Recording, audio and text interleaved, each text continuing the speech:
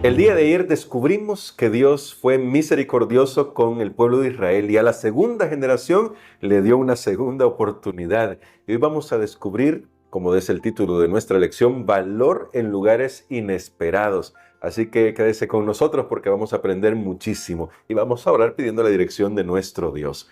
Querido Padre, gracias te damos por tu palabra que nos da estas grandes revelaciones de tu misericordia y tu amor y de cómo tú estás sobrando en los corazones de las personas más allá de lo que nosotros podemos entender. Por eso, permítenos poder ser personas sensibles a la conducción de tu Espíritu. Lo imploramos en el nombre de Jesús. Amén. Para este día, pastor, cuando vamos a la narración, tal vez no vamos a leer todo el texto, pero ayer que leíamos el primer versículo de Josué, capítulo 2, terminaba ahí diciendo que los espías se hospedaron en casa de una ramera que se llamaba Rahab. Pero esto no pasó desapercibido. El texto nos dice de que el rey de Jericó se dio cuenta, envió espías, pero Rahab había escondido a estos hombres para poder salvarlos de manos del rey de Jericó. Y ahí aparece algo muy interesante y quizás me gustaría destacar esto. En el verso 4 dice así: pero la mujer había tomado a los dos hombres y los había escondido y dijo: es verdad que unos hombres vinieron a mí, pero no supe de dónde eran. Y cuando se iba a cerrar la puerta, siendo ya oscuro, esos hombres se salieron y no sé a dónde se han ido. Seguidlos aprisa y los alcanzaréis. Mas ella los había hecho subir al terrado y los había escondido entre los manojos de lino que tenía puestos en el terrado. Voy a detener ahí por la primera parte de la narración. Cuando leemos esto, definitivamente nos parece que fue una acción que definitivamente salvó la vida de estos dos espías, porque si los hubieran encontrado eso hubiera sido fatal, pero lo hizo usando la mentira. Y luego nos encontramos en el caso de Santiago y de Hebreos que alaban a esta mujer por su fe. ¿Qué es lo que está tratando de decirnos la Biblia sobre la fe de esta mujer? Y ¿realmente esta fe está avalando lo que hizo, pastor? Es una pregunta sensible, imagino. Tenemos muchas lecciones que aprender acerca de esta historia de Rahab. Recordemos nosotros que ayer, en la introducción de esta semana, hablábamos que el pueblo de Israel había fallado. Había fallado en la primera generación al enviar espías en este lugar que se llamaba Sitim. Habían fallado cuando Balaán había incitado, a las mujeres cananeas para que se entremezclaran con los israelitas. Y ahora lo que nosotros tenemos aquí, recordemos en la narración que estamos leyendo, ahora hay espías nuevamente. ¿Será que estos espías van a ser fieles? De hecho, a mí me llamó la atención que hoy solo mandó 2. Sí. Ya no eran 12. La vez pasada se enviaron 12, solo 2 permanecieron fieles. Ahora Josué dice, mejor solo voy a mandar 2. Y recordando que tanto él como Caleb habían sido los espías fieles, pero ahora tenemos una mujer que dice que era una mujer ramera. Entonces noten ustedes, tenemos los mismos elementos de la primera generación, espías y mujer. Allá eran mujeres en plural, eran varias mujeres que no hicieron nada bueno para los varones del pueblo de Israel. Y ahora aquí tenemos una mujer que también su estilo de vida no es algo recomendable, no es algo agradable.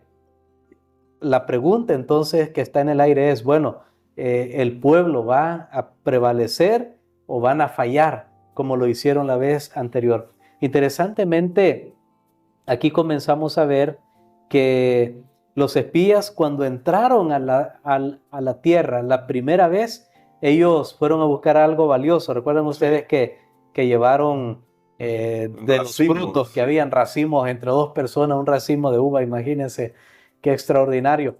Y ahora sucede que el tesoro, lo valioso que han encontrado, porque esto nos está introduciendo a lo que va a seguir por lo menos un par de días más, o contando con hoy, lo valioso que ahora encuentran es el testimonio de una mujer que su vida depende, la vida de estos espías ahora depende de ella, Sí. de que ella los proteja, pero que cuando vemos la narración nos damos cuenta que al final ella reconoce que la vida de ella depende de lo que Dios va a hacer, que hay una suerte sobre esa ciudad, sobre esta ciudad de Jericó, y ella reconoce muy bien por lo que Dios ha hecho en el pasado, pero claro, aquí me estoy adelantando un poquito más, solo que quisiera que tomáramos ese elemento en cuenta Claro, claro. de cómo realmente esta mujer, a pesar de su estilo de vida, ella está siendo alcanzada por la gracia y la misericordia de Dios, que era lo que Dios quería que sucediera con todas estas naciones cananeas. De hecho, Dios les había dado, y precisamente ahora voy a introducir esto para explicar eso de la mentira, porque tenemos que entender, es un tema muy interesante, Sí. pero tenemos que entender el contexto más amplio. Recordemos que Dios le había dado a los cananeos unos 430 años. De hecho, creo que se pasó de esa cantidad. Cuando uno se pone a ver, Dios al final va dando todavía más tiempo, más oportunidad, porque recordemos cuando el pueblo de Israel salió de Egipto, ellos iban a salir cumplidos los 430 años, pero ahora ¿cuánto tiempo ha pasado? Ellos pasaron 40 años en el desierto, ahora tenemos mucho más de 430 años y Dios quería que ellos se salvaran. Dios no los quería destruir. De paso, algo que tiene que quedar bien claro, Dios no quería destruir a estas naciones ni los iba a expulsar de la tierra solo por una cuestión étnica. No era una cuestión racial, era una cuestión de pecado. La razón por la que Dios estaba permitiendo que el pueblo de Israel fuera a estas tierras también es porque ellos estaban contaminando la tierra con sus prácticas paganas, idolátricas. Ese era el punto. Así que Rahab pertenece a ese grupo de personas cananeas que están siendo preservados para la destrucción, y entonces en todo ese ambiente en el que ella vive, la mentira era algo practicado, era algo común. Sin embargo, aquí notamos nosotros en esta historia que cuando ella recibió la visita de estos espías y ella reconoce que ellos son israelitas, ella entonces recuerda algo que ha escuchado acerca del Dios de Israel. Y eso hace que ella, ahora cuando le vienen a preguntar, mira, tú estuviste aquí vinieron unas personas, ¿por qué ellos se escondieron allí? Creo que en la providencia de Dios era el lugar que tal vez menos podían levantar una sospecha, porque se suponía que ella recibía personas de diferentes, se suponía. Entonces, ella es muy, muy lista. Ella no dice, no, aquí no ha estado nadie, porque entonces hubiera causado más sospecha. Y sí, mira, aquí vinieron unas personas, pero ya se fueron, Y sin embargo, ella los había escondido. Usted incluso mencionó, en el Nuevo Testamento se menciona el nombre de Rahab se menciona varias veces. Incluso aparece en la genealogía de Jesús. Pero hablando de Santiago o del libro a los hebreos, nosotros entendemos allí que lo que se alaba de Rahab es su fe.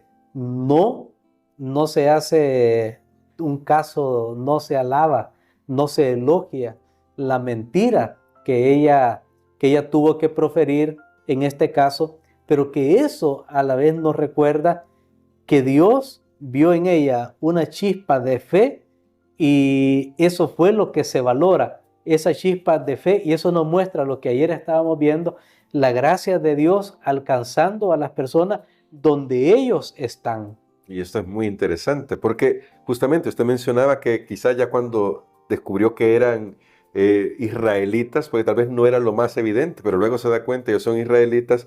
Me gusta lo que dice ahora desde el verso 8, siempre el capítulo 2 de Josué.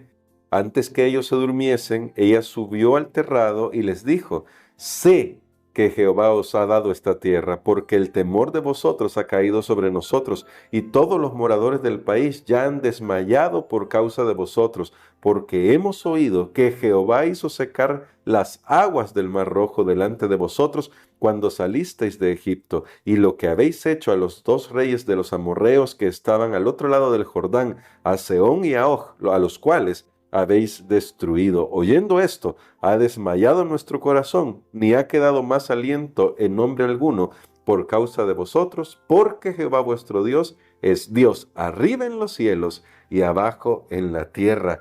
Y pastor, todo hemos leído hasta acá. Esta va a ser el cierre de la reflexión de hoy, en realidad, porque esta declaración final es una declaración de fe tremenda, y aunque por la forma en que ha actuado parece que su fe apenas comienza a florecer, ya es tan grande como para reconocer que solo hay un Dios.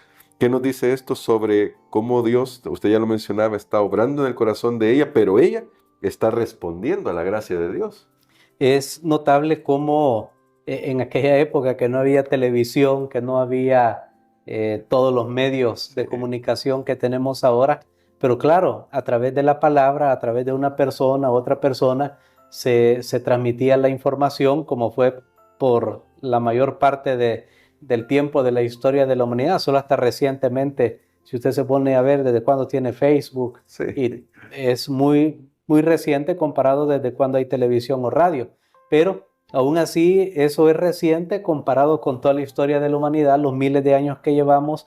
Pero esta mujer había escuchado, ahí no habían fotos, ahí no había un video, un short, algo ahí de cuando el pueblo estaba cruzando el Mar Rojo o cuando el faraón fue destruido en el mismo lugar. Simplemente era la palabra, se había transmitido, las personas que habían sido testigos lo habían transmitido con tanta veracidad que no había otra opción que creer que eran historias realmente verdaderas, y ahí comienza a renacer la fe de ella, en esta mujer que su estilo de vida no es encomiable.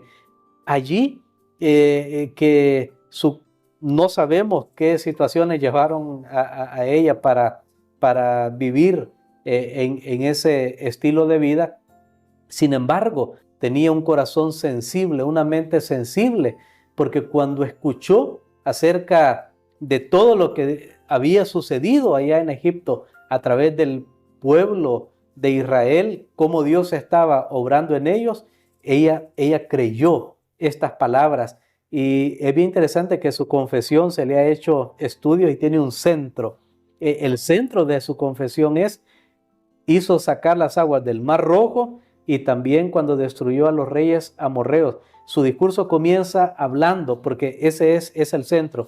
Los dos extremos, que este es un quiamo, lo habíamos mencionado, los dos extremos, habíamos mencionado que es un quiamo, son, en primer lugar, sé que Dios os ha dado esta tierra. Al final, ella termina hablando de ese Dios. En el versículo 11, vuestro Dios es Dios arriba en los cielos y abajo en la tierra. Noten cómo la confesión de ella está basada en hechos que podían ser realmente probados, establecidos, que habían sucedido, se había contado lo que había pasado en Egipto, pero entonces ella creyó que eso no era casualidad, sino que había un poder superior, que en este caso es Dios. Y aunque ella era una mujer cananea que de seguro había también vivido en la idolatría, ahora ella comienza a pensar que realmente hay un Dios creador de los cielos y de la tierra. Amén. De hecho, la mención que ella escondió a los espías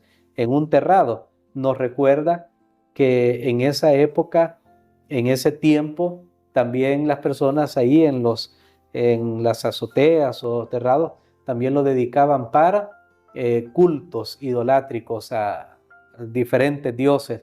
Y el hecho de que ella los haga esconder allí indica que ella está poniendo su confianza en ese Dios que creó los cielos y la tierra. Lo maravilloso de esto, hermano Gerson, es nuevamente, aquí hay un tema que no debemos juzgar por las apariencias. No debemos pensar, esa persona ya está perdida, miren lo que hace. Veamos cómo se ha metido en problemas y esa persona ya no hay esperanza. Claro. Esta historia nos muestra hasta dónde la gracia de Dios es capaz de alcanzar y que personas que nosotros pensamos que son lo menos probables para la salvación son aquellos que pueden llevarnos incluso hasta la delantera. Amén. Y en ese sentido, pastor, para terminar, ¿cómo podemos nosotros que decimos que tenemos esta luz, que conocemos el Evangelio, dar un testimonio que permita a estas personas tomar esa decisión consciente, como se ve que lo hace Rahab, por el Señor en el momento crucial de sus vidas?